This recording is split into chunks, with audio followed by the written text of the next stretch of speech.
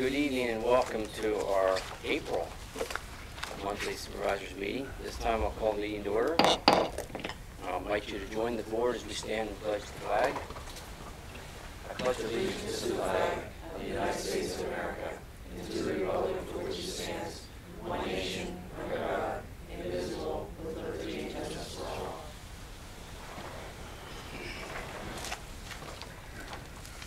Okay, at this time we'll have the roll call. Jerry Long. Here. Arthur Zerby. Here. David Linebaugh. Here. Mike Reiner. Here. Elizabeth McGovern. Yes, here. Carol Moore. Okay, this is the time we reserve for community open session time, which I've been setting a limit at 4 minutes. It's your opportunity to bring something before us. Most likely it's on the agenda that you want to talk to us about, or something we talked about previously before we take action. So, at this time, is there anyone who'd like to speak? Yes, state your name just for the record. Yes. Yes, Cindy speaks. Again, I just want to make a mention of my disappointment that Mr. Long does serve in 3 different capacities here at the township. I would like to see positions advertised much better and filled by various folks. I just think that's a good policy and practice.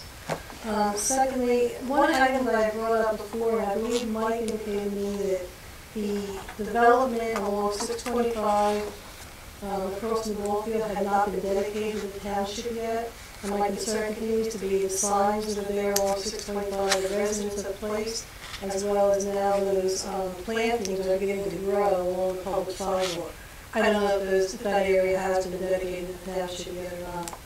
And third item, I am curious if anybody can speak at all to why the trees are being cut down in the cemetery and park. Thank you.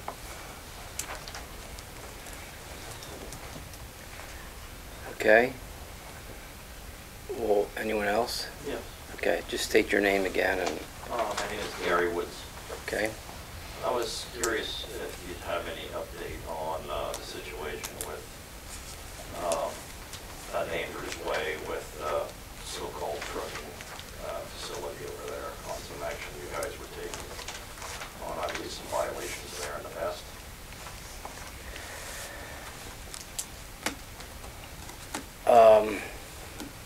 We're in the middle of some things with there. They've been issued a citation. I guess because it's in the middle, I don't know how much we can share yet. Okay, well.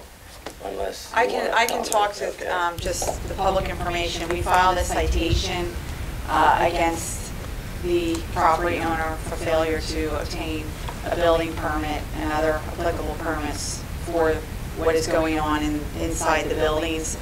They have submitted architectural drawings and permit applications to the building code official, which is being reviewed at this time. There is a hearing scheduled right now in May on that citation. We are planning to set up a meeting with the architect and the property owner to review those documents that they submitted.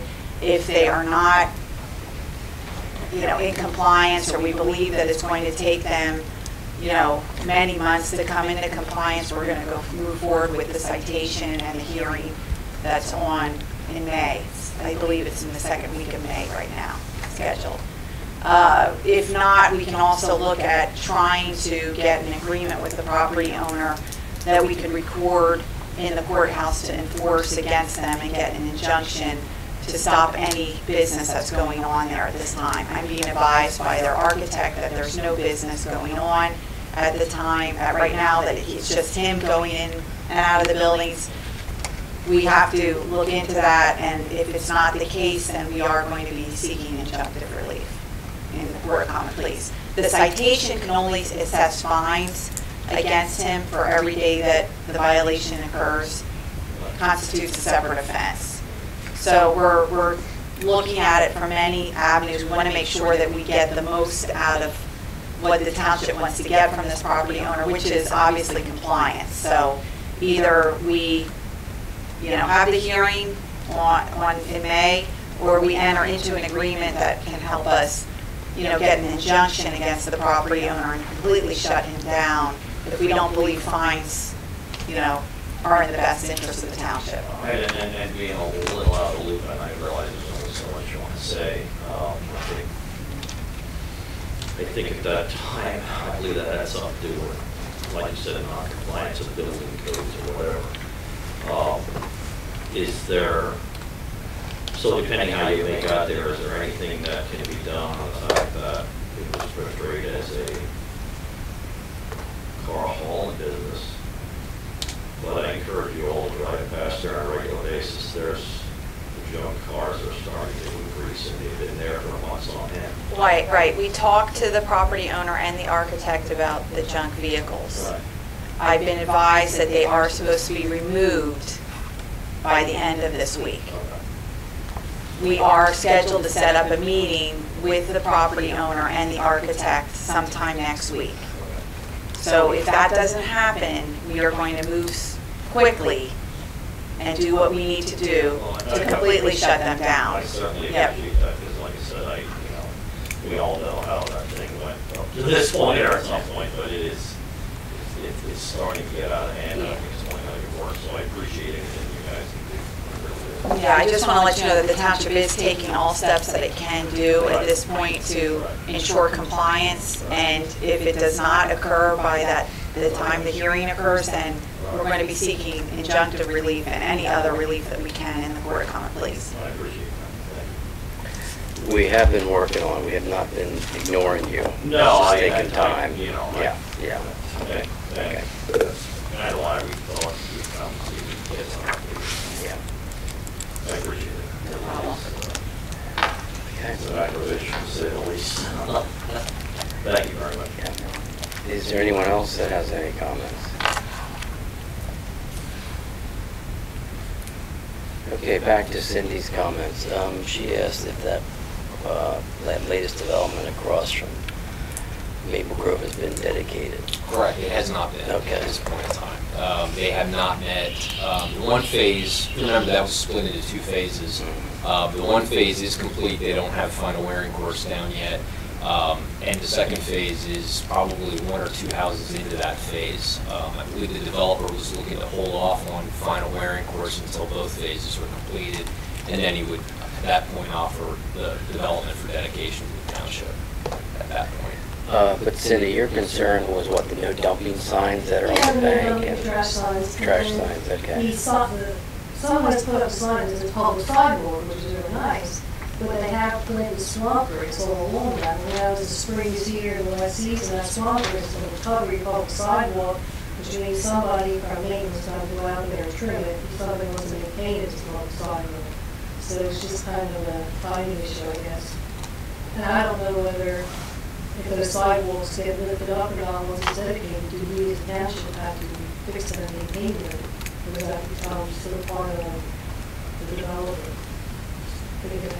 I'd have to go back and look. I've been through that development and I haven't seen any issues with it, to be honest. And they have a release request on the agenda tonight, so, I mean, I can look into it further if the board would like. However, I haven't really had any other issues or complaints regarding the sidewalk. Yeah, it's fine now, I'm just looking down the road. Okay. Once it's on those roads. But Gotcha. the signs really, sir. And then you mentioned the trees in the park, which, do you know what she's talking about? I think the church had some trees. I think they took the tops off of the ones in the graveyard, if I'm correct. And they did take one down by the flagpole at Bowmansville. That one was taken down because... By the memorial. Yeah, by the memorial. That one was taken down because it was extremely hollow. And depending which way it would fall, it could damage a lot of gravestones, or it would damage the park. And I believe the church had, paid and had that one completely taken down. And then I believe the trees in the graveyard, they just topped them to make sure they don't get heavy, top heavy, and split, protect the gravestones and stuff. So. Okay, thank you. Okay. Thank you. Okay, I do want to announce that we did have an executive session back on March 30th, which Arthur and I met with two of the candidates for the open road crew. And we also are intending to hold an executive session immediately after our meeting tonight. So just want to note that for the record. category for tonight's executive session is? Litigation. Okay. Okay, we'll move on to your minutes. Are there any additions or corrections to the minutes as they're posted?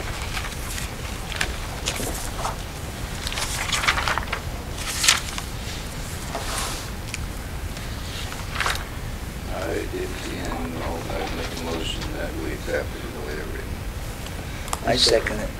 Okay, we had a motion to approve the minutes as they're stated. And what's second? Those in favor say aye. Aye. Aye. Aye. Motion carries. Okay, you have the bills to be paid. There's no light fund this month. We didn't get it in time yet, so Okay. it'll get paid intermediately and then be on the next one. I make a motion we pay the bills for the month of April at the amount of $47,384.42. I second it. Okay, a motion was made to approve the bills. And what's second? Those in favor say aye. Aye. Motion carries. Okay, we have your reports. We have our township engineer's report. Yes, thank you. You have my report dated April the 5th. I do have a few items for you this evening and a couple of additions to what I have on page 4. I'll read those aloud here for tonight's meeting. Item number 1 is the Millstone Village Phase 1 subdivision we were just speaking about. They issued a financial security recommendation letter dated March the 23rd in the amount of $101,355.99. Item number 2 is the Maple Grove Automotive Andrews Way Lot number 6 land development. We received a stormwater management agreement for action, and we also received the developer's agreement today to include on your list for this evening. Item number 3 is the Paul Hoover Stormwater Project, is a financial security release in the amount of $250. Item 4 is Curve and Beachy's Stormwater Management Project, a financial security release in the amount of $675. Item number 5, Aaron Zimmerman's Stormwater Project, financial security release in the amount of $300. And item number 6, I'll add to this list, is the Dean Vanderbilt Memorandum of Understanding. That's for his storm sewer project that he's doing on Wood Meadow Drive. If there's any questions, I can answer those for the board at this time. Yeah, you do have the memorandum of understanding included, you just didn't have it listed. Correct, yes, it wasn't listed on our account. Are there any questions on either of these individually before we approve them?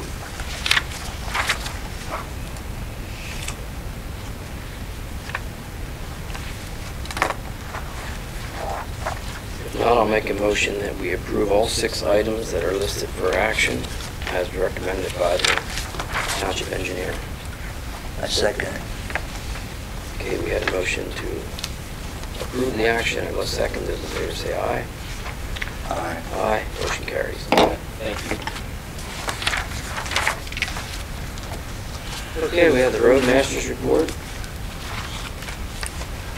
And I think we'll talk about the park and recs later, so. And we'll talk about the road bids later, so. Okay. Do you have any questions on the roadmaster and his report? How many mailboxes are you smashing? Apparently just one. Okay, well, that's good. Actually 2. Unless yours was hit, I didn't know. I just thought you were fixing them. Okay, you have the zoning officer's report of a month in Florida. You have the zoning officer's report. I mean, the code enforcement officer's report.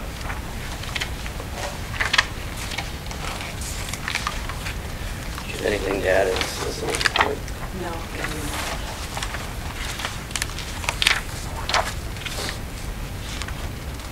Is there a motion to approve the reports as they're listed?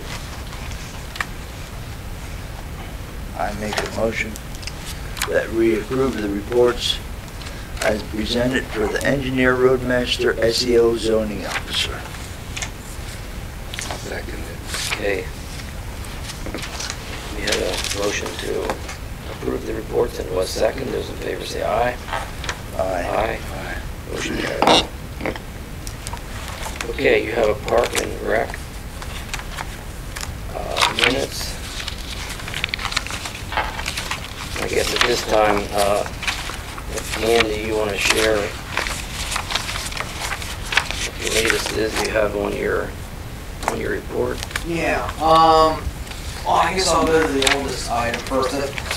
Last month, I forgot to bring it up to you, but the Park and Rec Board was requesting that we put out a survey to the public, just asking general information of improvements slash activities that people would like to see done at the parks. So I don't know who would be, how it goes about putting a survey out, but they had asked the board to approve that, and then they also made a decision on the hockey court.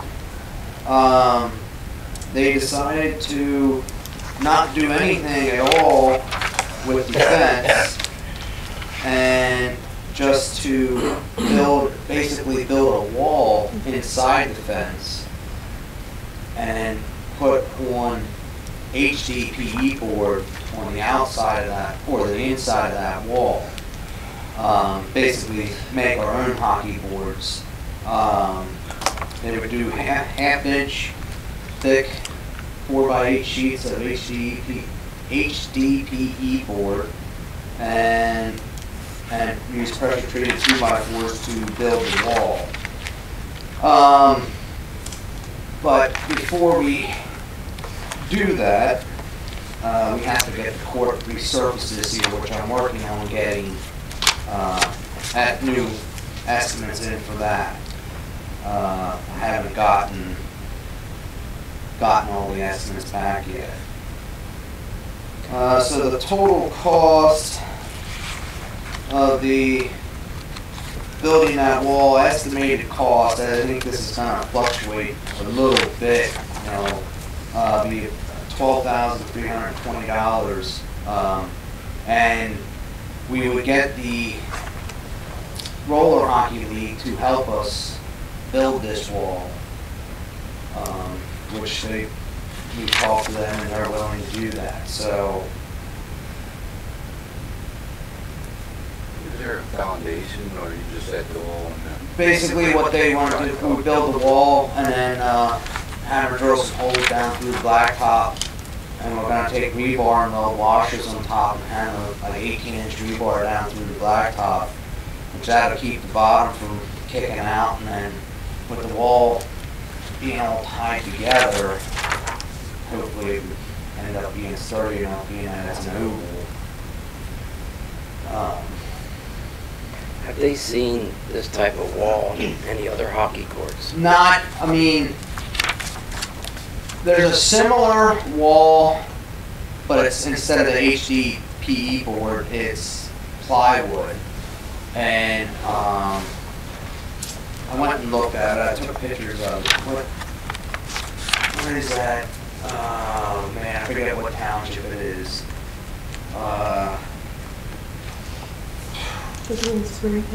No, it's over toward Manheim area. Man, why can't I think of that? It's leaving me, but it's very similar, and it looks good. But they, decided to go with the plastic board because the plywood constantly is painted and everything else, and eventually would need to replace this. They had even contemplated going with just PVC board. It would actually be a lot cheaper, but in talking with Matthew up here in Terry Hill Plastic Welding and stuff, he knows his plastic's pretty good. He said, he wanted to go with HDPE board. It's a lot stronger than PVC and UV resistant and everything. So, I'm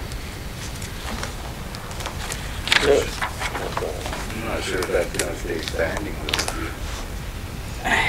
Are you building a 2x4 wall? Is that what you're doing? Yeah, basically frame out a wall 4 foot high, And then lag it to the concrete or and basically lag to the or concrete. that blacktop that you're saying? Or blacktop, yeah. It wouldn't have been my choice, because the fence is beat up, so you're still gonna have this beat up fence behind it. There's a fence around it that would be up against. That's a chain link fence. It's a right? chain link fence, yeah. This will be set right in front of it. Right, on the inside. And I mean, I questioned them on that too. We'll put this wall on the inside, now we're making the court smaller, is that gonna be an issue? You know, it's only 4 inches around the outside, but, you know, and I was told there'd be no issue with that. Our court's fairly big compared to other courts in the area. Well, at $182 a sheet for a 4x8 piece is not cheap. No. I hope they understand what they're doing. It's good. I mean, I'm actually still calling around and getting some different prices for this HDPE board. I asked Matthew from Plastic Welding up here to get us a quote, and I have not heard back from him yet. And I got a couple of different other ones that came in a little bit cheaper than that, so I'm hoping if anything the price is going to be lower than what you see there. How did he back? Yeah, I think this fence, has some flexibility. I think when they hit it, it gives, doesn't it? I mean, it's not like it's A little, yeah. Well, depends whether if they hit it in between posts, the fence gives, and if they hit a post, it's not forgiving. This is what the hockey guys want. They want hockey boards, and this would be a pretty cheap way of building on hockey boards. I think it's going to look good. My question is the durability of it. Is it going to withstand them checking into these hockey boards and everything else? Well, if the fence behind it is any kind of, is that good yet, or is it? The fence behind it, it's still good. It's just the posts are a little bent and the fence is bowed out, but there would still be something there for support if we could rig something up between the fence post and the wall that would help support it. What are their posts every 6 foot or 10 foot or something? I think they're every 8, maybe. I'm not sure how chain link usually is. I didn't really measure the distance between the posts. So it's in concrete. They're 2-inch posts in concrete. I don't know if it'd be a big concern that it'll push out if that's right on the outside. Yeah, it's because of them checking into it, the posts lean out a little bit, so the fence won't actually be right against the wall. But I don't know. I mean, Well, right now, if I remember correctly, help me out. Is it a 4 foot high or 6 foot high chain link? 6 foot high chain link And then on the sides. boards, but then the boards, there's some boards inside. They're 6 inches high. That's it. That's it. So the puck, if it's, or ball, what is it? They use a ball. A ball. If it's more than 6 inches high, it's hitting the chain link. Right. With this 4 foot high wall now, they can ricochet it off the wall and keep Yeah. part of their game. Yeah, it'll, and like I said, I think they'll be happy with it. Like, I just question, I think we're gonna have to do some finagling when it comes to making it sturdy enough that they're not going to break it. Some kind of maybe, they think being an oval, everything being tied together, that it's gonna have pretty good strength, but I think I always like to make things a lot stronger.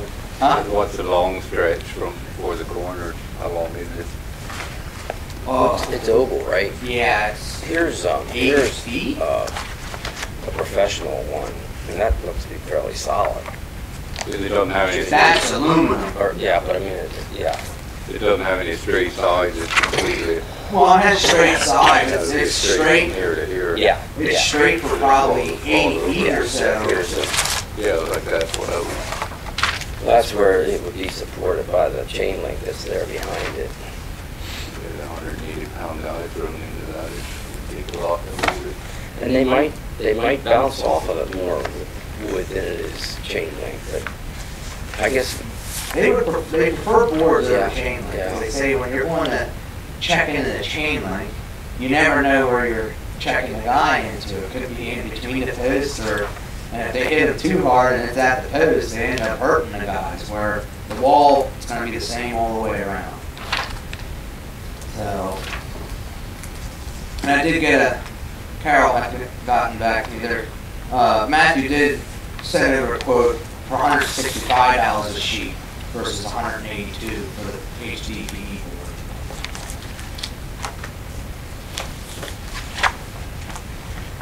so you had said 57.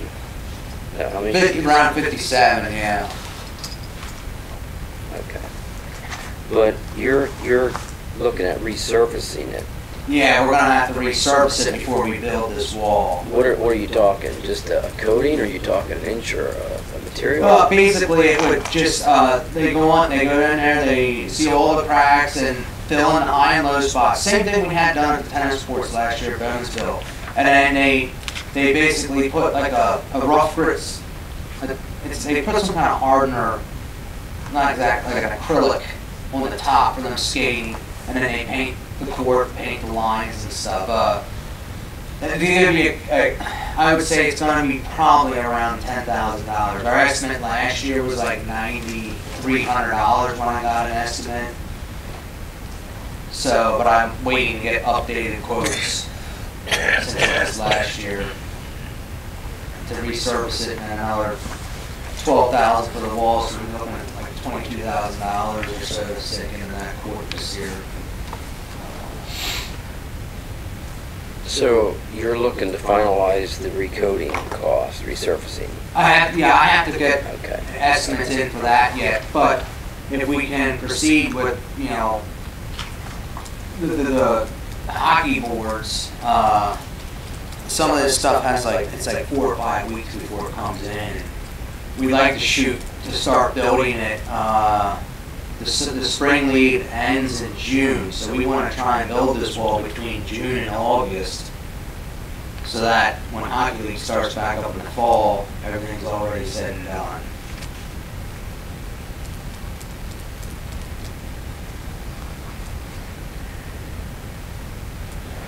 You don't need action tonight though on these boards, or were you hoping for it?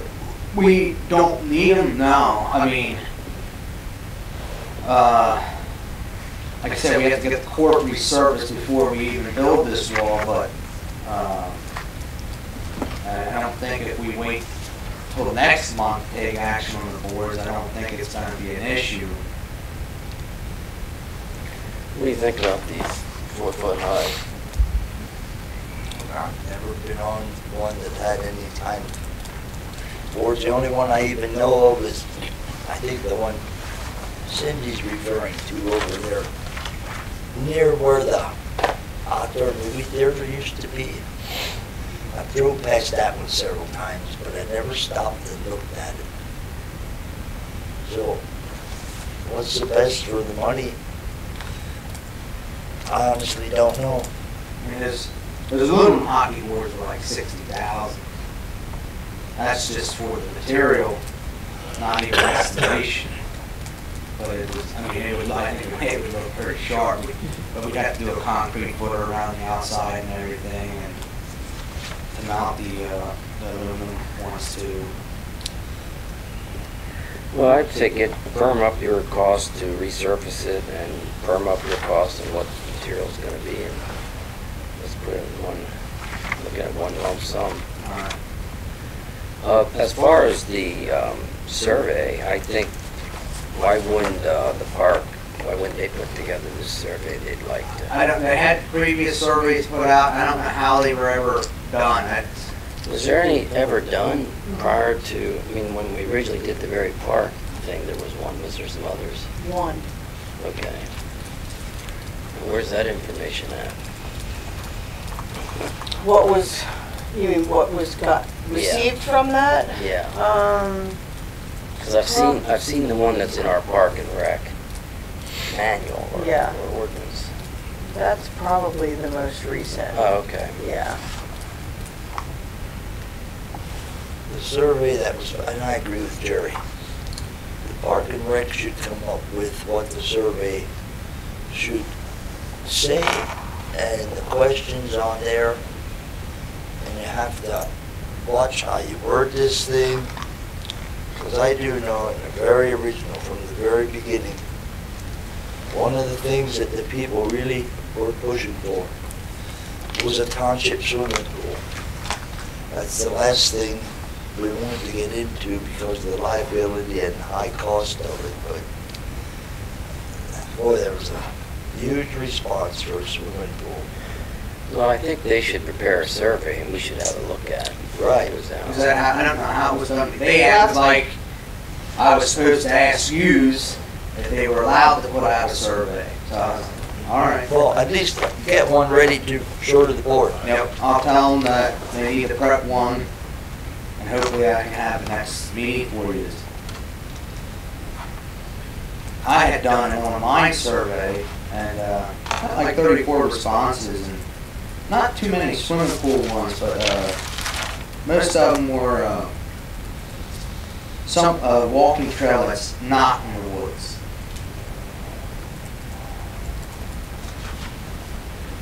Well, yes, tell them to go ahead and prepare one. We'd like some input then to, when they're done. I mean, some of their questions in their minutes, like this community center, they're saying they'd like to know more information.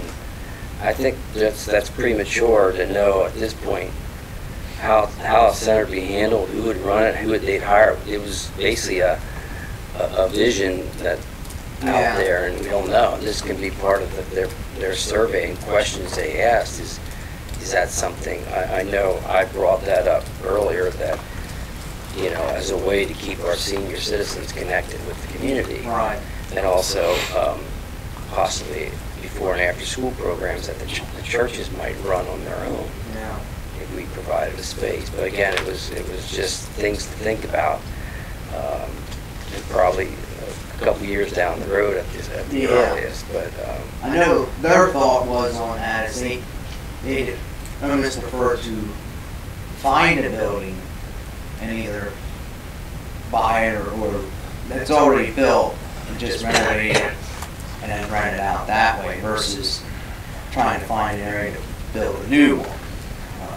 But that was their thoughts on that, and that kind of is where it ended and hasn't been talked about since. But.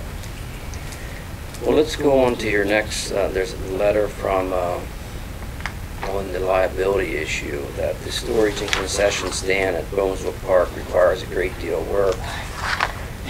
The present one there would not pass health department standards. I guess there's a lot going on in that park there that we kind of need to work through. Yeah.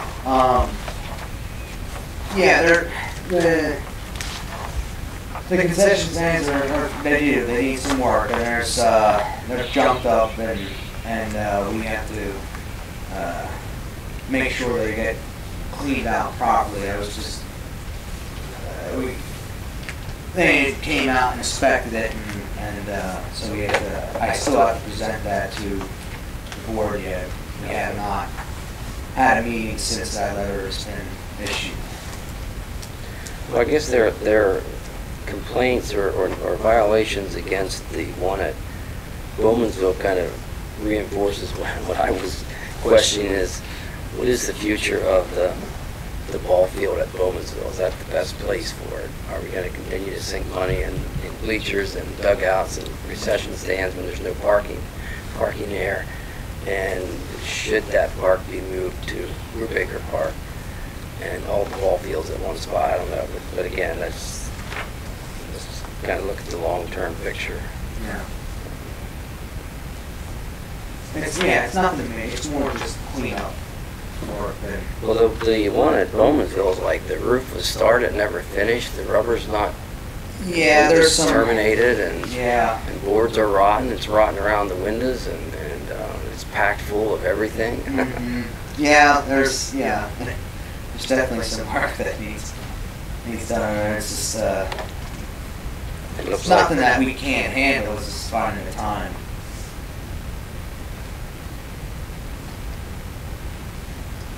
Anything else to discuss in the park? Right.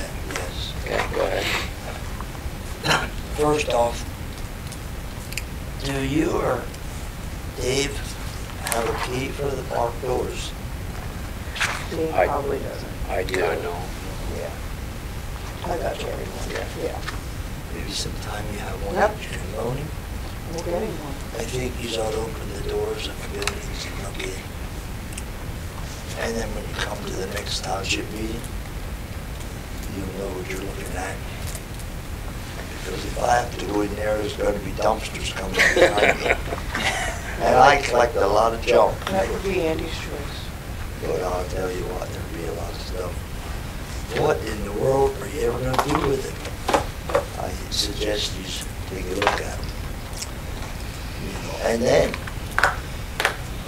look at the maintenance building lately. It's a maintenance building. It's our equipment. It's not for. Where are you talking about? Brubaker Park or Bowman's? Brubaker. Okay.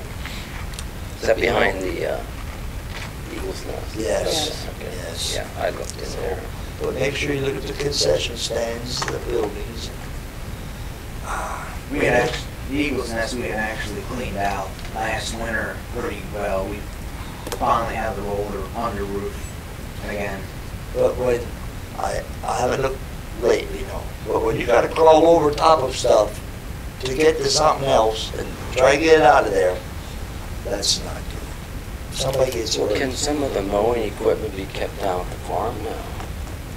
Yeah, but still, first you gotta, Well, because we parked the only building that would be locked up down there, other than Jim's garage, which is still full of stuff yet, would be the tobacco shed, and we keep a truck in there over the winter. Once we get the truck in there, there's not much room.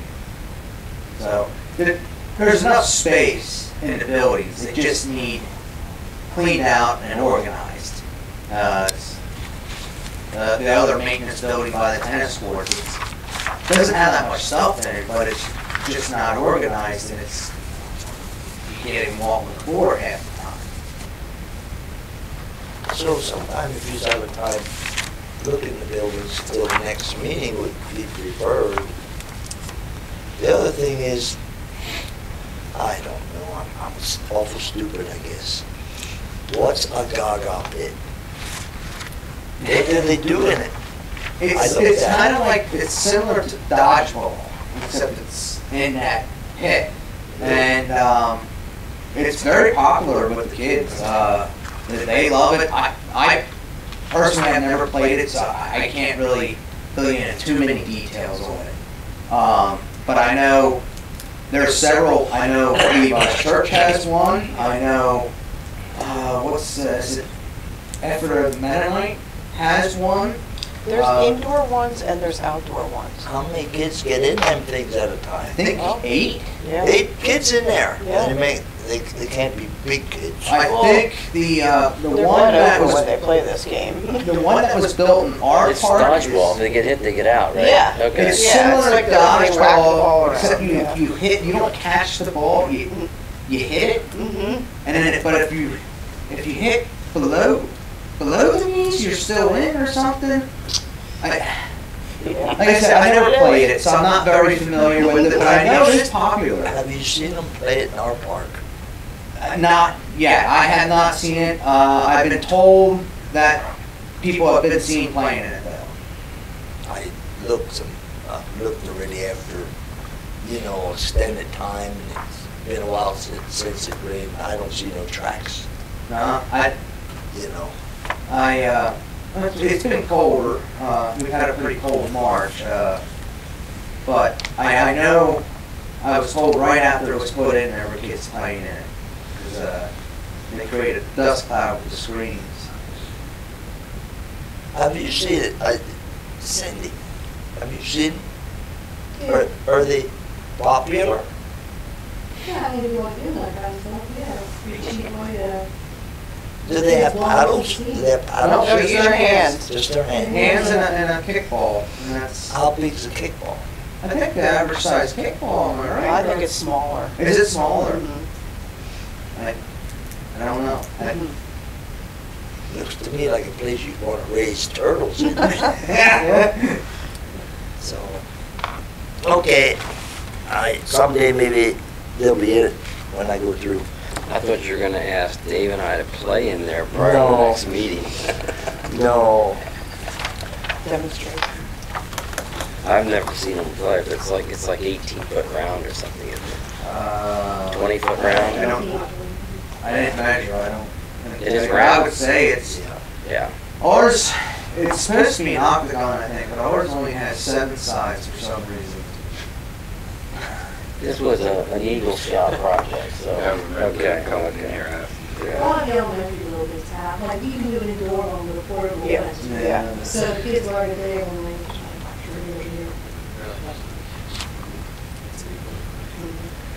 Okay, anything else, Park and Rec?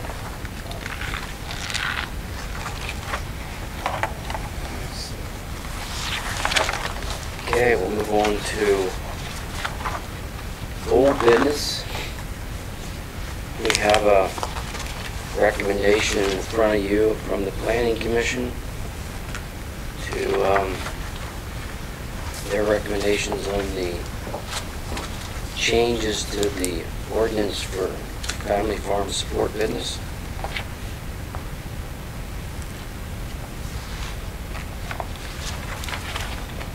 This is our time to discuss it, recommend changes, but ultimately we would possibly forward it to the Lancaster County Planning Commission for their comments.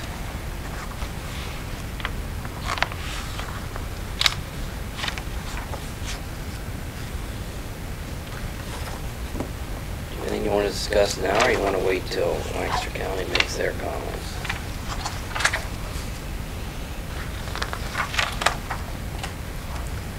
I would like to see what Lancaster County has to say.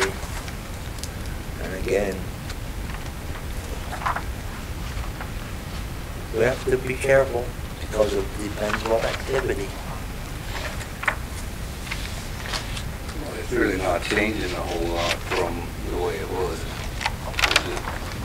Other than the existing building they can use for storage. Mike, do you want to summarize a little bit? I can. We were approached by an attorney that was representing a resident of the township related to an enforcement issue for a zoning hearing, I believe, that was denied recently for a similar expansion of a family farm support business. We had received an amendment at a previous meeting. I believe it was the February meeting. I believe it came in with a proposed amendment that, as a planning commission, Gene's here tonight, I mean, he can speak also on this, but we sort of felt like it was too detailed or too oriented toward one individual versus being able to incorporate all of the family farm support businesses in the township. And that was a concern by the planning commission that we talked with the attorney about. We didn't want to be too prescriptive and just address one individual situation. We wanted to make sure that it was open to all the businesses and it wasn't just honing in on a single use. So there were a number of comments that came out of that meeting, and we also requested additional ordinances from the Lanco comp plan municipalities just to see what they were doing in Lancaster County as far as the same use. That was provided to us, and the result of that was a much simplified version of the previous amendment that we looked at. Planning Commission felt that it was addressing some deficiencies in family farm support business that was similar to the other municipalities in the Lanco comp plan. And I believe they also had a request regarding the number of employees that would be permitted for that. We corrected that issue, and that was added in this proposed amendment that's in front of you tonight. So it did go through an iteration before it came to the board tonight, and again, with the intent of that we wanted to make sure that it was open to address all of the issues in the township, not just one individual issue on one property. So the recommendation was to move that forward to you tonight, and I believe the planning commission was unanimous with that recommendation. You need, I can hit the points for you. Did I accurately depict that? We give a broader array of businesses, and the purpose of the different employees is more in line of family employees. This gave an open scope of other employees in case of the availability of their knowledge of the type of business they would be incorporated in, and or the gender of the employee, such as a female employee might not be able to do the job of a male because of the heavier lifting and things like that. They might need the business might not have any voice to run the business or be part of the business. So that's why I think it's the owner or the primary, the owner of the business has to be on the farm. He has to live on the farm. Right. I think that if I remember correctly, the discussion was more of, for example, if the property owner was actually an elderly gentleman who actually owned the farm, he may actually not be one of the employees, but he may reside on the property. So I think what the intention was is that he could actually go out and hire other people. If, for example, he doesn't have any children of his own, he would still be able to operate the business on the farm in conjunction with his ownership, but he would be able to use other individuals to actually do the work on the property. And we wanted to generalize it in that fashion, that it didn't necessarily have to be relation that would be working on the farm business itself.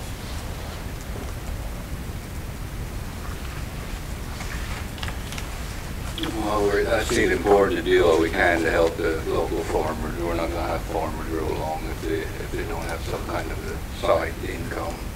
There's not too many in the township that I know that strictly farm for a living anymore. So. Right. And this amendment is in kind with the other municipalities. As I mentioned, we did look at that fairly closely. And that was one of the primary reasons that it's before the board tonight. We looked at it and we had, I talked to Susan Bucknam, she had called our office a couple times, and then we think also it's in line with other municipalities doing this type of amendment to, to make the farmer's life a little bit more easier, especially with the storage of equipment, the size. Right. But we did notice some typos that I can, just email to Carol if she is going to email it to the Lancaster County Planning Commission. We helped Susan before put it in codification format, so just some slight typos. Yeah, that's a good point. I did not review it. Yeah. Don't check that, but that's a good point. So the action tonight could be that we would recommend you clean that up and prepare it to forward to Lancaster County Planning Commission. That would be correct. Okay.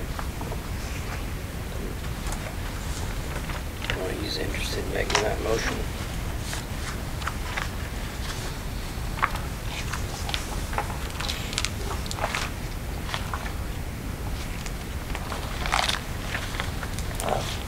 Dumb questions.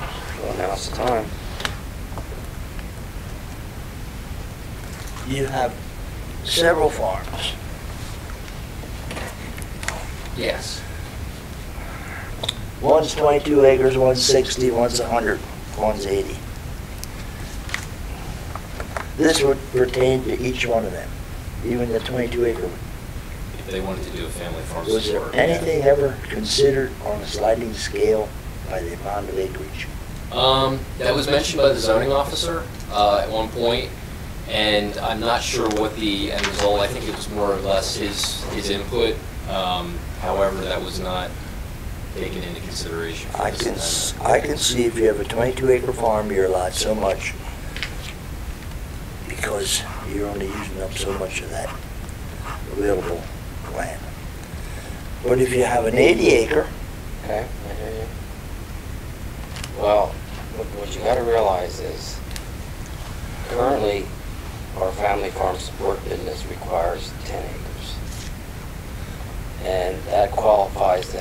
clean and green. And I believe 95% of our farms that are more than 10 acres are in clean and green. Clean and green, it doesn't matter if it's 20, 30, 50, 100 acres, they can't disturb more than 2 acres. They're held in check because they're in clean and green. So that's what would keep all these farms from still staying within a parameter. Otherwise, they lose their clean and green, they pay back taxes for 7 years. Depends what the business would be that might be willing to do that. They might, I think the sliding scale seemed to be a complicated thing.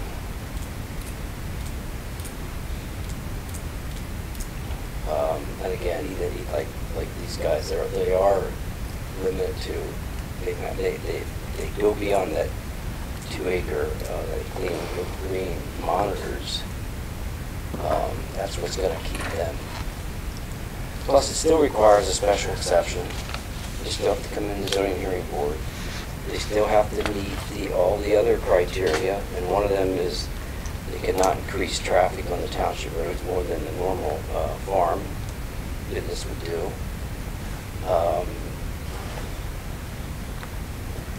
I really don't see, well, I don't see it being a big issue. I just think over the past 18 years that I was in this road, we didn't have that many family farm supports coming in for special exceptions. Maybe cottage industry or home occupation occasionally, but I still think always of New Holland, south of New Holland. Now those are bigger farms. Almost every one of them farms has some kind of business on it. You ever notice that? well, is that good or bad? Well, but they're bigger farms. The Yeah. business is set back, they have a beautiful looking, you know. Just read an article in the Lancaster Farming, I think it was, where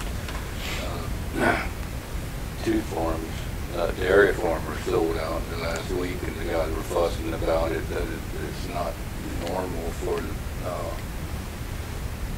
they said 3 or 4 over a year or something, not 2 in a week.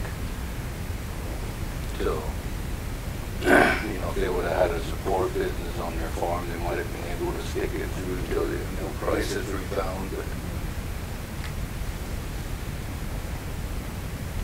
I think we're caught between trying to help them survive and maintain that, not just ag, we're also trying to allow them to maintain that lifestyle that most of these farmers have.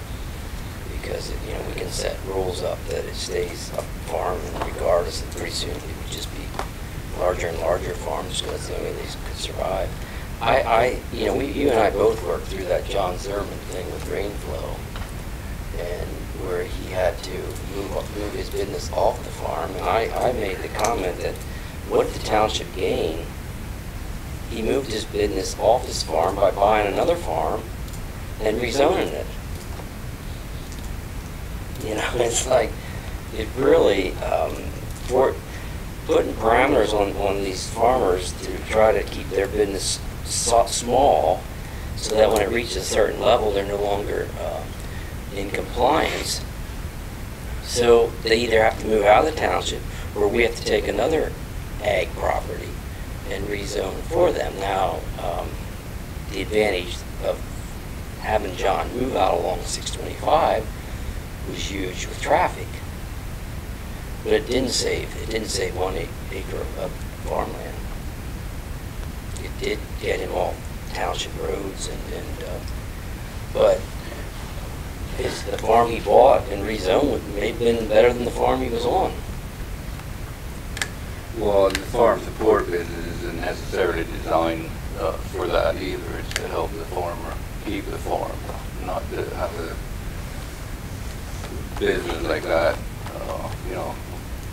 You don't have a business of the scope that he has, a commercial property where they should be looking to build, not on a farm.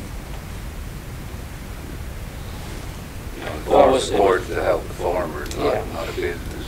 And it was creating more traffic, and it became a bigger thing. And by moving out along the state road, it was less. But see, like I say, these changes do not affect the fact that they still have to come in for a special exception. They still have to meet all the other criteria, and one of them is maintaining or limiting the amount of traffic that would not be more than a normal farm within reason.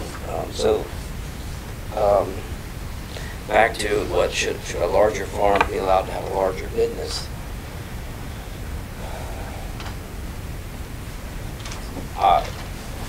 The larger farms may not need the business. It's the smaller ones that really need it.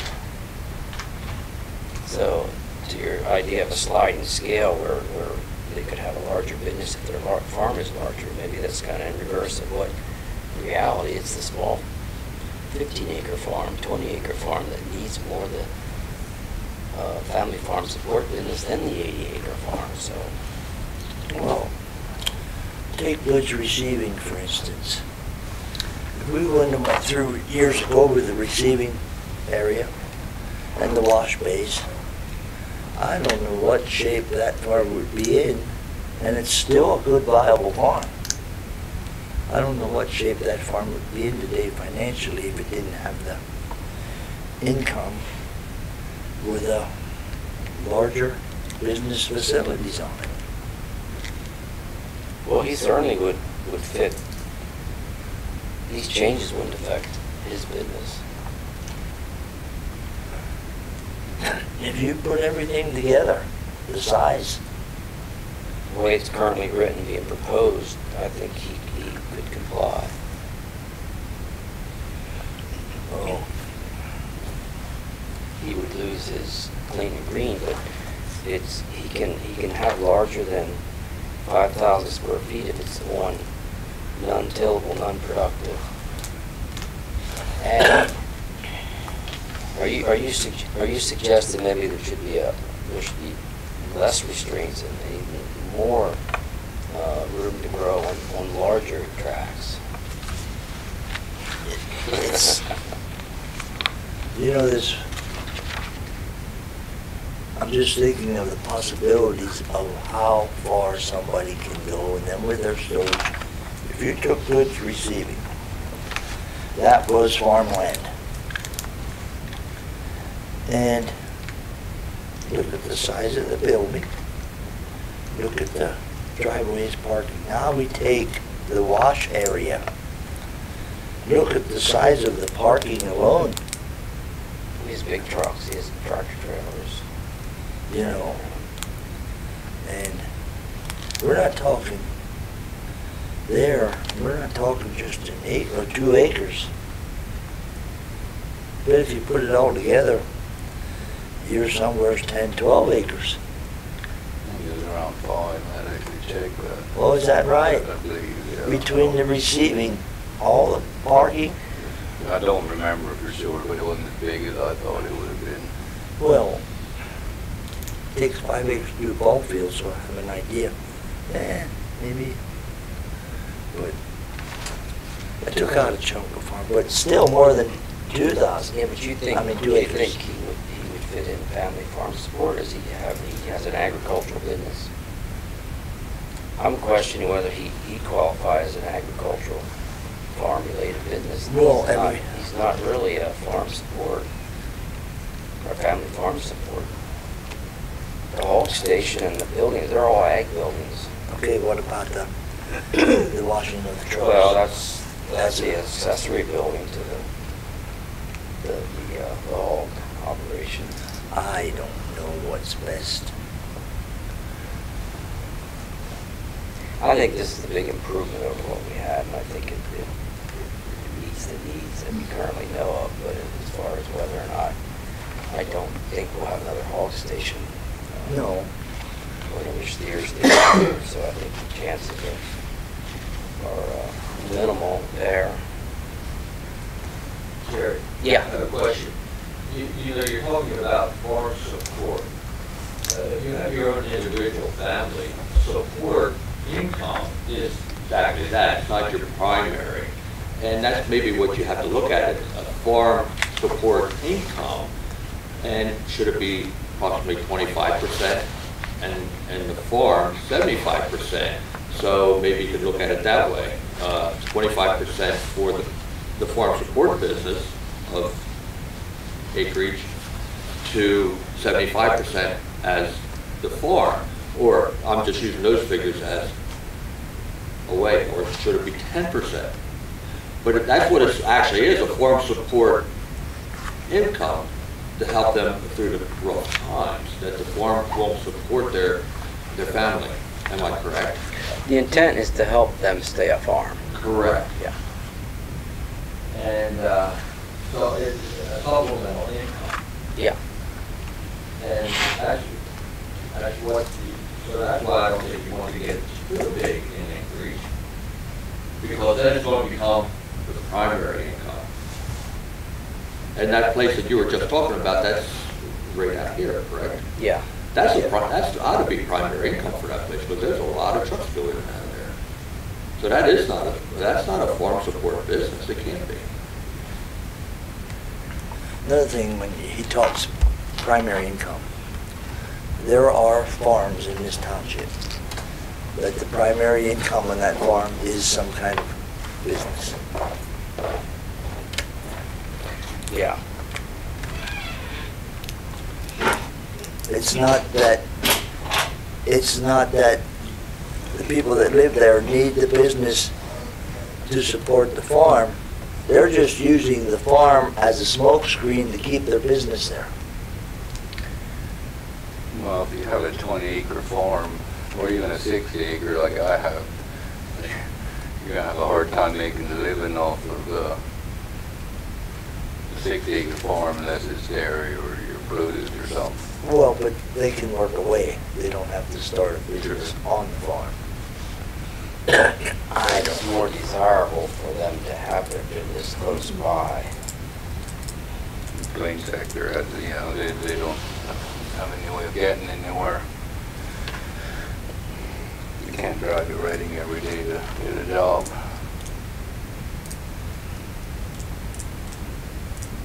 Who makes the determination of which acreage is non-buildable? For farmer, for township, or? That'd be the zoning hearing board when they come in for their special exception. They would have to present their case, and if they're going over the 5,000 square feet, they would have to convince the zoning hearing board that the extra is not destroying prime farmland. Our township is not the best farmland in the county for sure. I mean, we have nice some. It's not like the East Earl and Carnarvon and the valley down there. But no, to answer your question, it still has to come to the zoning hearing board to meet all the criteria, and that's where that decision would be made. And I think that particular language is identical to West Earl. That's how they regulate theirs. If it was existing or it was an unproductive area, they could see.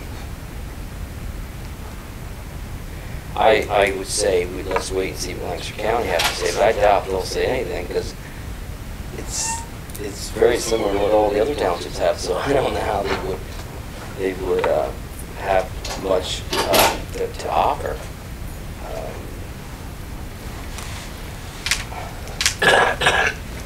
It's really not that different than what it was. There wasn't any outdoor storage area, didn't have any limits on it all before. Now it's got to be screened from a dwelling within 500 feet.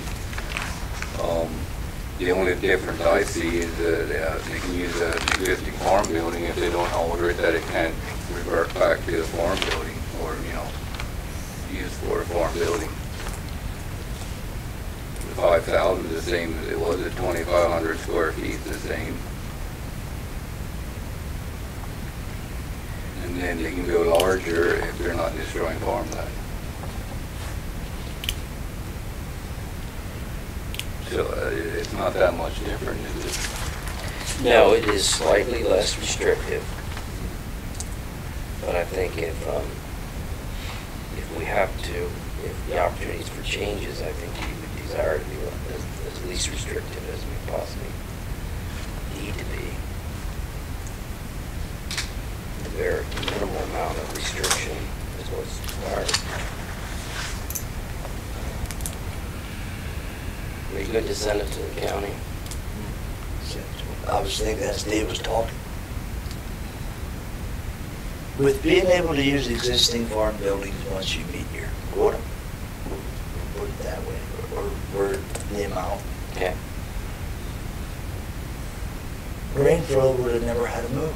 That was the problem. Rain flow would have had a traffic issue. Yeah, but they were using the barn, which existed, the upstairs, the bottom, they were using the stair building. Yeah. And that was the biggest thing, is all of the use in the buildings which weren't approved by the zoning hearing board. But rain flow, other than maybe starting to gain too much on outside storage, would fit into that. Where it was at. With the exception of the traffic. Yeah, the traffic was terrible. Yeah. He would have been forced to move because of the traffic. But you're right, as far as using the buildings he had, if they were there, that he could still be there. But I think he was building some new ones. He was gonna put a powder coating business in. That would have required a whole new building. So he was,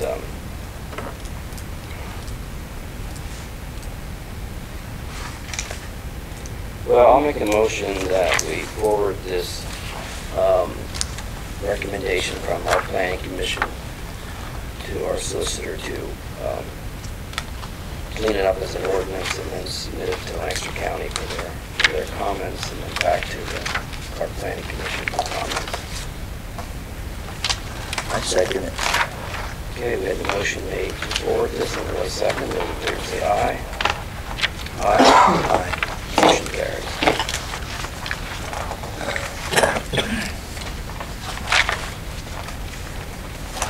Okay, we have bids, and because you managed it, our township took the lead this year. Yeah, right. We have to approve and accept the bids for all the townships. Yeah. Okay. And was Martin's the only one that was bidding? Yeah, all of these were there was only one bidder for each one of these. How'd that work? I thought you have to have three. You have to advertise and solicit. If you only get one, you only get one.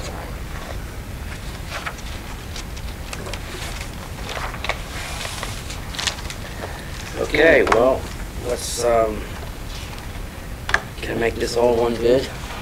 Yes. Okay. I make a motion that we accept the bid submitted by Martin Paving for the single applicant at aggregate at $1.03.5 per square yard, double application number 8 at $2.09 per square yard, double application number 8 and number 4 aggregate at $2.27.5 per square yard, and the single application 1/4 inch aggregate at $1.16 per square yard, and accept the bid from AMS for the ultra-thin wearing course type B at $6.29 per square yard, and accept the line painting bid submitted by A1 Traffic Control single yellow 4-inch wide reflected bead at 4.5 cents per lineal foot, single white 4-inch with reflected bead at 4.5 cents per lineal foot, and the double yellow 4-inch wide reflected bead at 9.15 cents per lineal foot.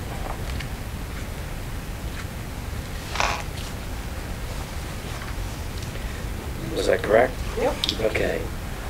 Is there a second? I'll second it. Okay, we had a motion and it was second to accept the submitted bids as I stated, and all those in favor say aye. Aye. Aye. Motion carries. Now, that takes care of accepting the bids, right? Now you have to do the 4 and 5 at the bottom. Okay, yeah.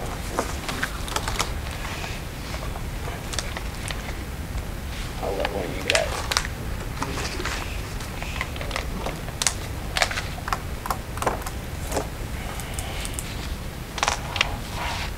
Well, I really don't like the oil chip, so I'm not comfortable.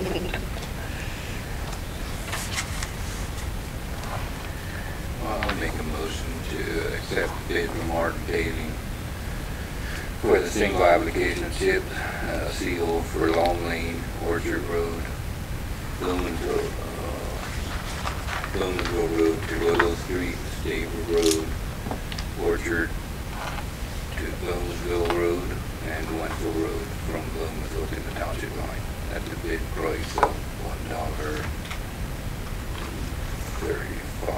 no, 3.5 a square yard.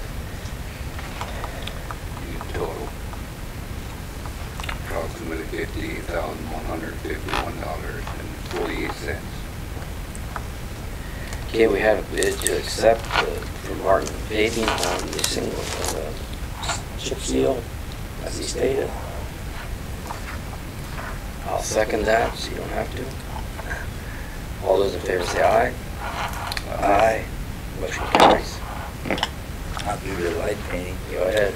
Make a motion to accept the light painting bid from Avon Traffic Control for the 7,163 linear feet at the cost of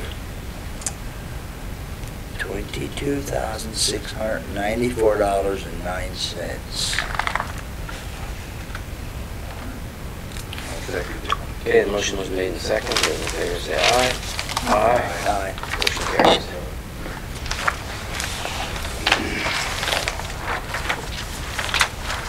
The other one will be in your pack, Jerry. That's the one that's on the table. Okay, but no, just, here we did, the motion we made on number 4 was for the, seal chip for $58,151. Yes. That's different than what is here. You look at the Oh, that's middle. right, that's, Yeah. okay, that's right. So what you need now is the Black Creek and the Oakland Drive.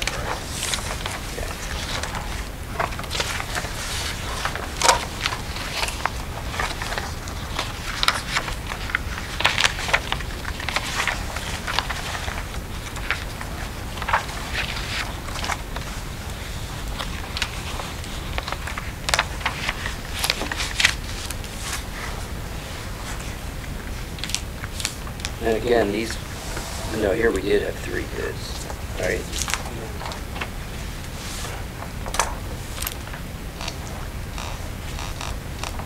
Okay, New Enterprise,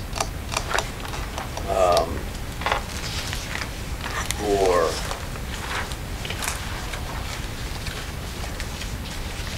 These are East Black Creek. East Black Creek area. Yes.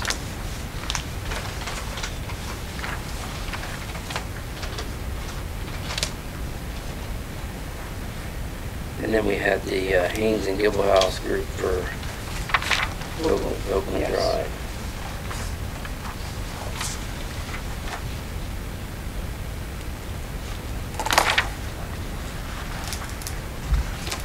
How many bidders do we have on those? 3 total for each alternate, Okay. for each project. New Enterprise was the low for the East Black Creek job, and H&K was the low for the Oakland. Well, I'll make a motion that we accept the New Enterprise Stone and Lime Company for the Black Creek Road project for $168,000. No.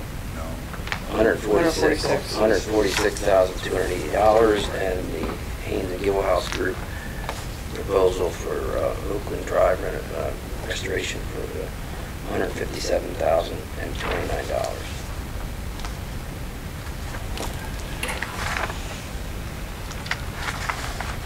Is there any discussion on that? Is there a second? I'll second Okay. Motion was made and seconded. Those in favor say aye. Aye. Aye. Motion carries.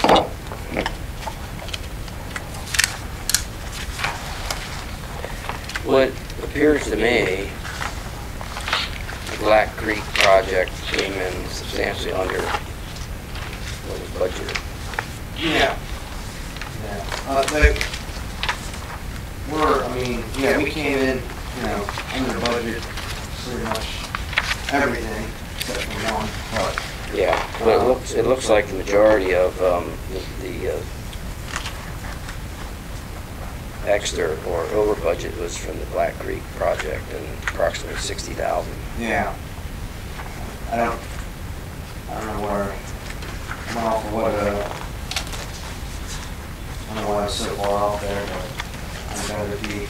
Well, if you take the high bid, you were actually within $2,000. Right. So Yeah. Really? it's just something to Yeah. consider. If you look in the middle. You have the listing on your tally sheet there. The high bidder was within 2,000 of Andy's estimate on East Black Creek Road. So, any number of reasons why. Yeah. The others are lower, cost of material, transport, and so forth.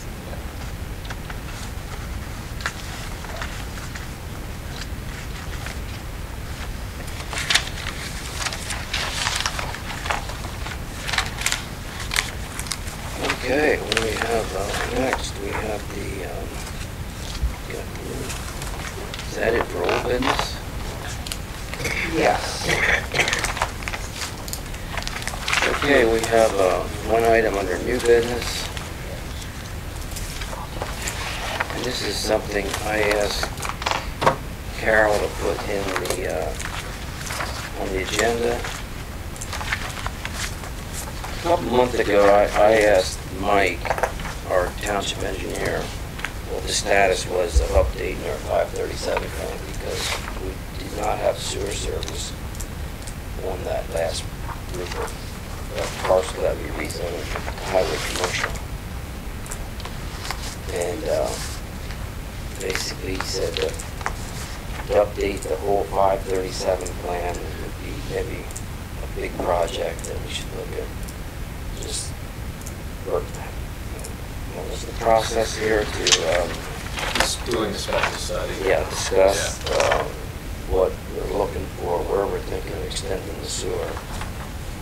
And then have a discussion with DEP, get them on board with the special study. The area where Uncle Henry's Bakery and the Trust Place and the properties that were rezoned there currently are not within the sewer service area. The area over along Stone Hill Road, which is zoned light industry, is not under public sewer service area. Jason Cole was at a workshop, and he said businesses that are looking for places to settle are looking for places that have utilities there. If it requires water, they want water there. If it requires sewer, they want sewer there. If it requires electric, they'd like to see electric there. So I think we need to look at addressing and providing at least the sewer, extending the sewer service into the area of highway commercial that was rezoned last year, so that it gives them the chance to either grow their business or at least take care of their sewer problems. And that's what we should discuss, whether we agree with that and what we need to do to get that incorporated into that our authority would evaluate that and plan to provide public sewer in that area. We put the sewage. Well, it depends. I guess I don't know if we know that, but I guess that's what the study would determine, whether the authority would run the main line or support. Right. What you're looking at, Arthur, is you have an Act 537 plan that you didn't do very long ago. You have an approval for that, I believe. I don't remember what the date of that was, Carol. Don't remember. It was in the past 10 years, easily.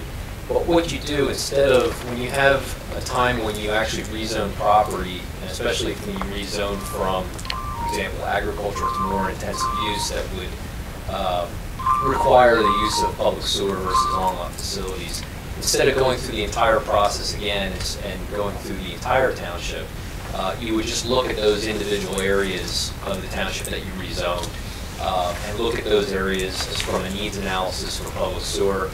And it's a much simplified and it's a much cheaper process to go through that planning mechanism instead of going through the entire township program. So my suggestion would be, I think it is a good idea, and typically it usually does follow and it has to be consistent. What you want to have is your zoning has to be consistent with your sewers facility plan.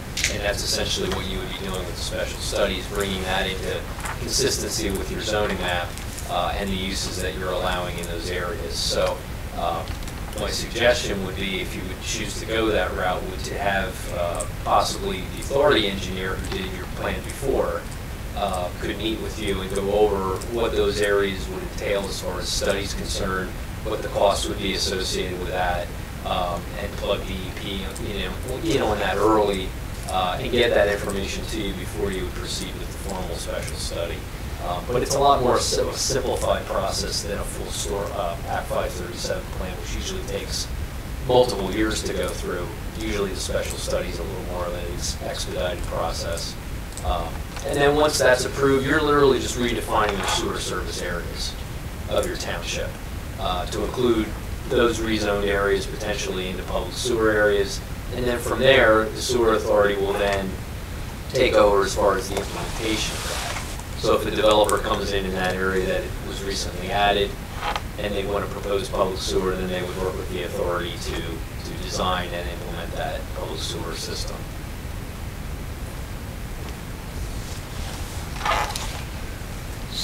Virtually makes it easier for business. Then it would make it easier, yeah. They have to be included first. That's the first step. If they're not in the sewer service area, that is the first step, and this special study would enable that, or have the township review that to include those areas, and then once it's approved by the municipality, then the sewer authority could then implement the sewer facilities within those areas. Otherwise, if it's not included, then typically it would become an on-lot situation for sewage disposal. Which, depending on what the business is, could be difficult. See, I don't think we're going to be doing a lot of sewer expansion in our township. I think our developments are going to max out at some point, and I think we're going to be satisfied to leave them where they are. It's the only areas I think that we look at is for some businesses in highway commercial and in light industry out along Stone Hill Road. To wait until after we have our comprehensive plan redone, after the county finishes theirs, for just these potentially two areas. And again, I don't know if it's two areas. Maybe you just want to tackle the one area, the highway commercial. The same token, I think we ought to just look at if we should include Stone Hill Road in the long-term picture or not.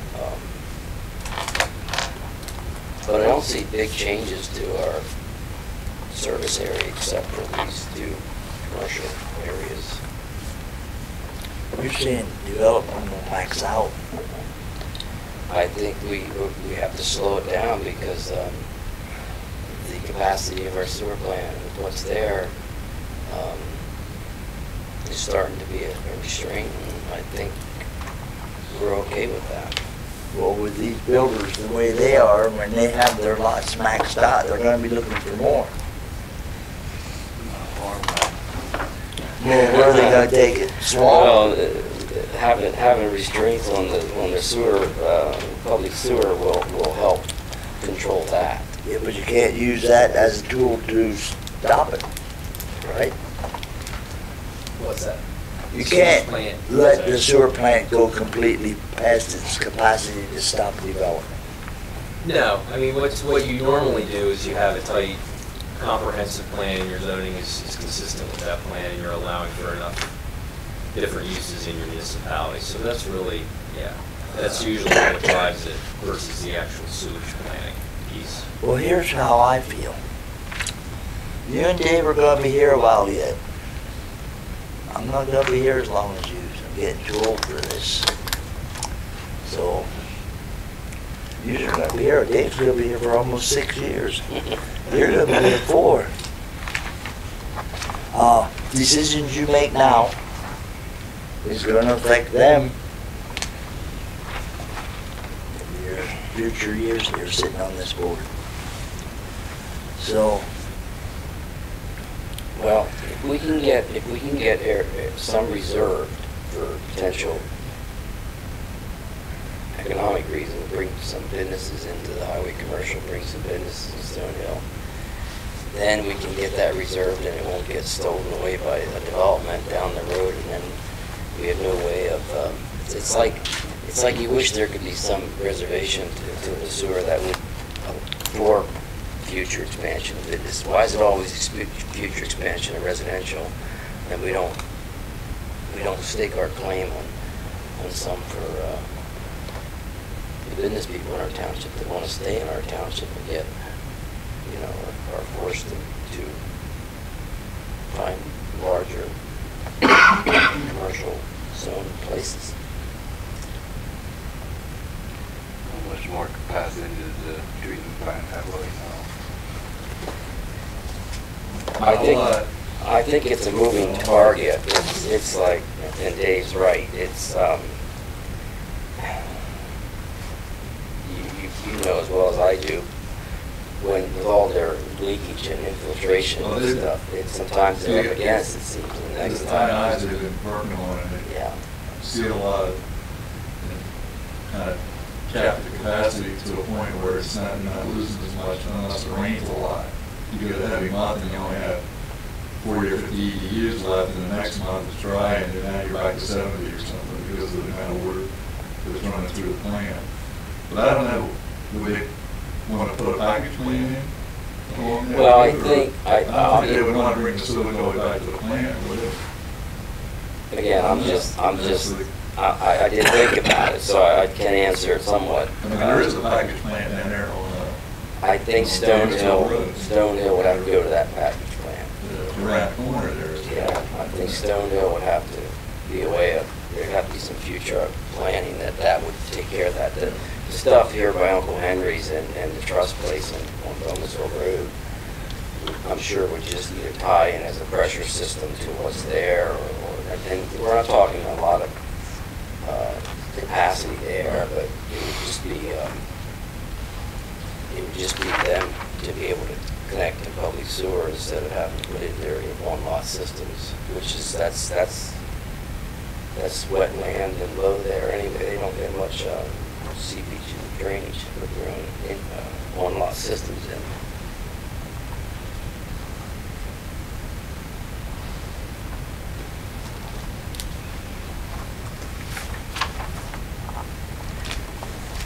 Do we want to get Fred Ebert from the authority to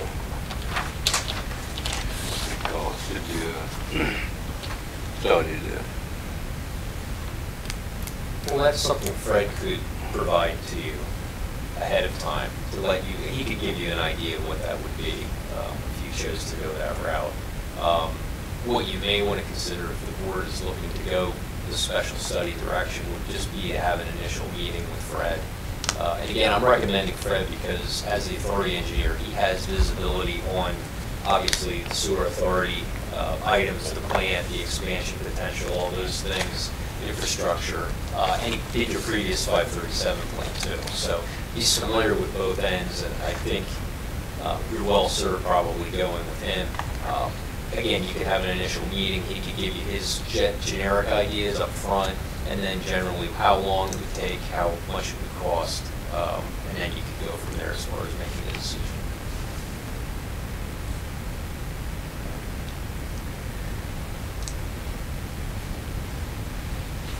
I think Yeah, I agree with what Mike's saying. I did ask Fred initially, and he basically said the first step is for this board to discuss extending the public sanitary sewer into these areas. And then once we decide that we want them to explore it, is to notify them that what our intent, what we're trying to do.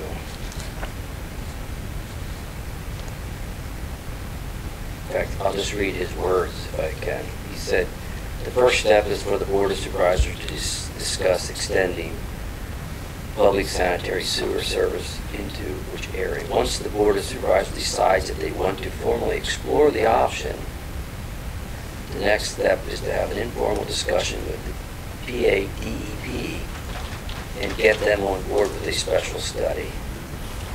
Once the PADEP agrees that a special study can be performed, then we need to submit a scope of work to the DEP. I guess that's something that authority would do. He would do that on your behalf, yeah. And what that scope of work would entail is just basically defining the areas that you're looking at. I think the DEP idea is a great one just because you don't want to open up your entire 537 plan again to all areas of the township. I think you want to focus on a limited scope based on your rezoning that you had, and maybe you talked about Stone Hill possibly including maybe one other concentrated area instead of going the full route with the full Monty, so to speak, again, so quickly, because he was just done it before fairly recently. Normanville Road, that got rezoned, does that have sewer there? No. That would be be part of one. Right. And it may not be an extensive thing to do. I don't know where it ends and where it starts, but no, it can be very simple. I mean, Yeah. I've been around for a couple of special studies, and they can be very simple. It may just be infrastructure improvements, just literally extending a collector to an area. Your plan already has capacity for that, for those number of lots, perhaps. It can be very simple. It can also get into some other challenges depending on what you want to do and how much area you want to include, which Fred would obviously consult you on that.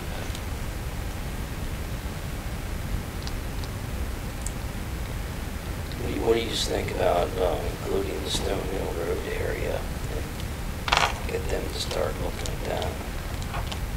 If you look at it, I don't believe, might be wrong. It depends anything major along Stone Hill to hook up to the sewer plant that's there. That's just a small.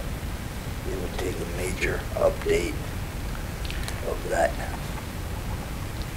And the Gammon School sewer plant, the agreement was with my uncle that the sewer authority can only lease the land and operate there for so many years.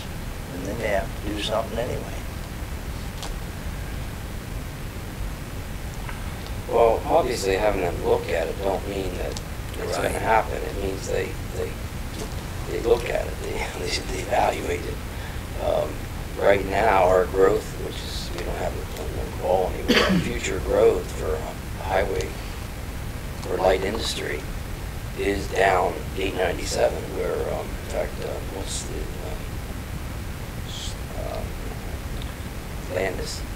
Landis property, that is on in our comprehensive plan as future growth of light industry. So if he proposed to develop that, looked at our comprehensive plan and sees it as its target as his future growth, he has a little bit of an opening to start working, and possibly he would want sewer there. I mean, again, I think just, it's up to you guys, but if we did, just because we asked them to look at it and evaluate it, don't mean that there's any viable way it would happen or not. Or should we just limit it to Well, how close is it to Stone Hill right now? how close the sewer is? There's no sewer in Stone Hill, really. You know, how close? Is it Well, 897 or? No, Gammon School Road down beyond Arthur's house down at the East Mechanical line. There's a package plant. And it comes up Game School Road, and it goes up, continues up Game School Road. And that's it. Does it go up 397 a little bit? It does go up 897. Okay. To the bend. To the bend. But some of them were built just for that area, and it's possible that, That one was. yeah, they built them for the 20 lots that they're going to service, and then, So the Stonehill Road couldn't be sent out to that package well, plant? they'd have to come up with a plan that would, I don't think it'd be just a simple extend it. And maybe I don't know, if that is on our map right there as our highway or light industry. And it's also on our growth map that would be an area that we would grow it if it was required. But if we have no way of providing sewer at all, Well, it depends on the type, which you don't know. yeah. Type of business. You know, if you took in a Pepperidge Farms, they claim they use 100,000 gallons of water a day. Well, across the creek from our package plant is a pumping station, right? That's for Adams. Yeah. Oh, is that, well, or East Mechanical. Well, and they can send that to Effort if somehow that gets routed. You know, it can go. That's not ours.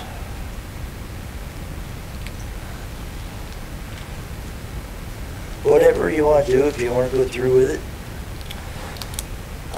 I don't see it's going to make, not in my area, I don't see it's going to make much change in my area in my lifetime.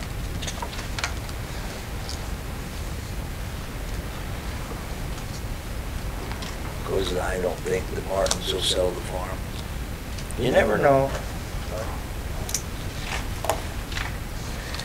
Well, let's talk to Fred about it and see what they think, but, what's our action here?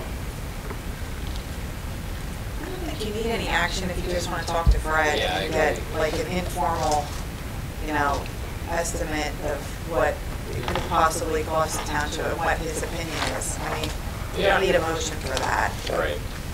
If you're just going to ask him for a proposal. Or just to sit down with him and just get his thoughts. I would agree, and I think that's the good, I think I think that's the best approach. Then you'll know the cost, you'll know the time, you'll know Because he could general. say to you, I don't think this is feasible. Yeah, he may say might- Stonehill Road's a bad Yeah, idea, yeah. and here's why. Right.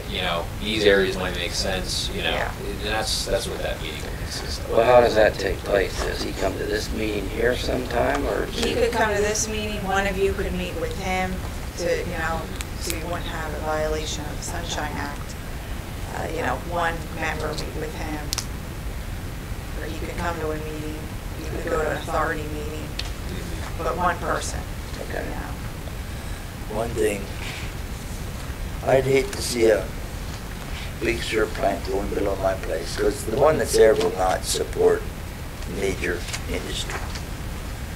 I'd hate to see it go in, and the distance and everything across there for the sewer authority, township would put it in. I can only imagine what it would be at cost. And then the sewer authority has to come up with that money, which puts a larger burden on the, Well, where is the development, Woodland Circle or something back in there? last That time. goes on last time. Last time. And where's that in the vicinity of? There's a, Could this tap into that? Would they have to, would they? we had to go under the third pipe, wouldn't we? Oh, Yeah. You gotta remember, Gammon School Road, our incomes were that low compared to the average people. We got that paid for free. We got the hookups for free, we got the grinder pumps, the tanks, everything was completely free. yeah, I know. Wasn't last time the same way? last round, I thought, was the same way. Yeah, they were bad areas that needed corrections. And it went on our wages, you know, people where I live, we can't afford what you used to in every side of the township.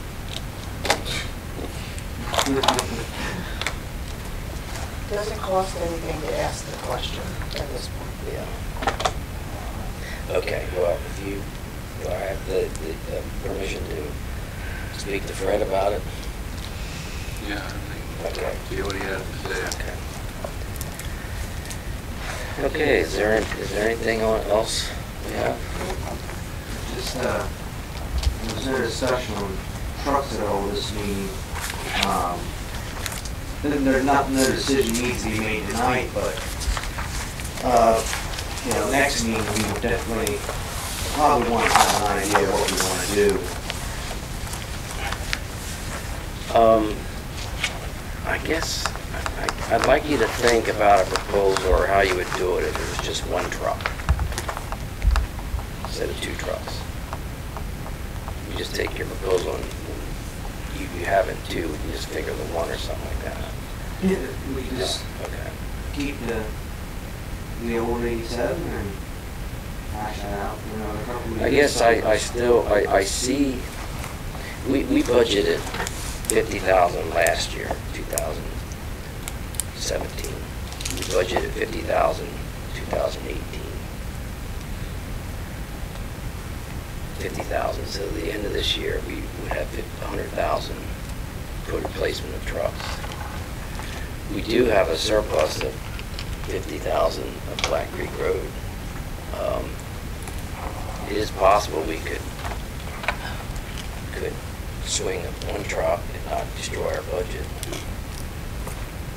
I guess, sure, I mean, I wanted this, we would not have to, if we order the trucks, it's going to take 6 months for them to get built. If I play it out right, we would not receive the trucks till January. We would not have to fork the bill until next year, and I could budget for 2 next Well, but year. that wouldn't be coming until the following year. I'd like to I'll just say, I see a possibility that we could get one without destroying a budget or without dipping into reserves. We still have to figure out how we do it with 2. 2, the only option would be, because we would have to wait until the end of the year of 2019. I talked to a couple of different townships, and what they've done is they just did a year lease, which it's like a $5 buyout. The interest rate you pay is nothing, and you would basically make quarterly payments throughout the year. Yeah. That's the option we could go with. Well, let us continue to work through this, but I'm just throwing out a scenario.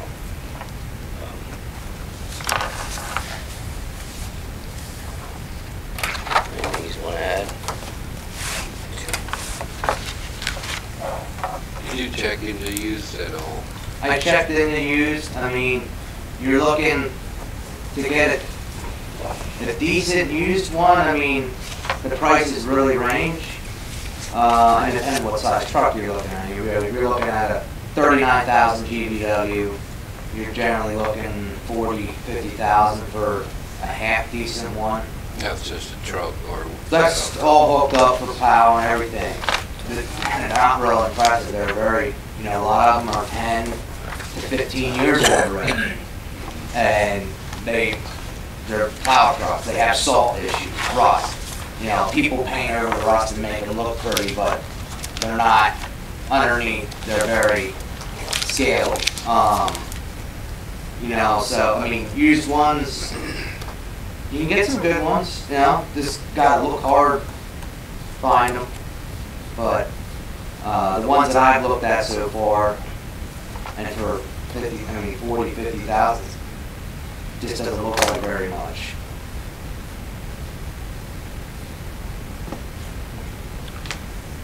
Okay. Is there a motion to adjourn? Make a motion that we adjourn the meeting at 8:08. 50 something? It's probably a couple minutes fast. 45. 45. 10 o'clock and 5 o'clock games time, all the time. Okay. Is there a second? I second. Okay, motion made to adjourn. Then we will have an executive session, Briefly, and yep. brief one in a couple minutes.